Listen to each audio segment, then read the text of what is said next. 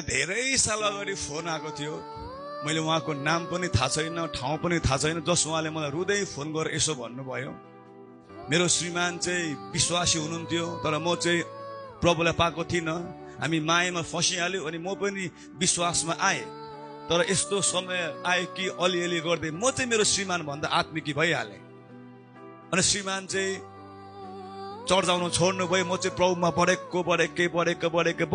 अन्तिममा मैले थाहा पाउँदाखेरि त किन चाहिँ मेरो श्रीमान चाहिँ ब्याकसाइड हुँदैछ, किन मेरो श्रीमानले चाहिँ आजकल प्रभुलाई टाढो पार्दैछ। मैले पत्ता लगाएँ कि मेरो श्रीमान त बेविचार गर्दो रहेछ, कता कता जाँदो रहेछ, रुम बुक गर्दो रहेछ, विभिन्न किसिमको स्त्रीहरूसँग गएर ऊ विभिन्न पापहरू गर्दो रहेछ। जब उसले त्यो कुरो थाहा पायो अरे नि, अनि एउटा चिनेको भाइको सहायतामा खोज्दै गएको अरे श्रीमानलाई रिटर्न पक्रिन्छु भनेर। तर उसले रुँदै यो कुरा भनेको छ।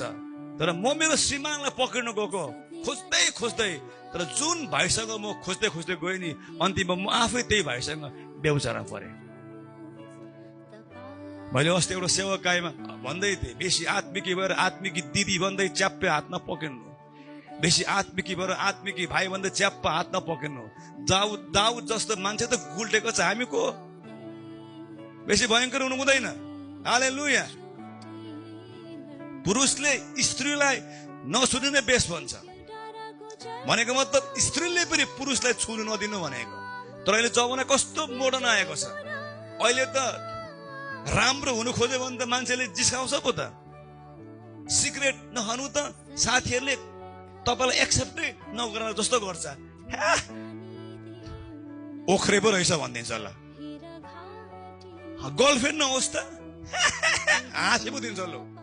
संसारको मान्छेले गिचाइदिन्छ, मिल्दैन नि। माथिको नियम कानुन र तलको त मिल्नै खोज्दैन नि।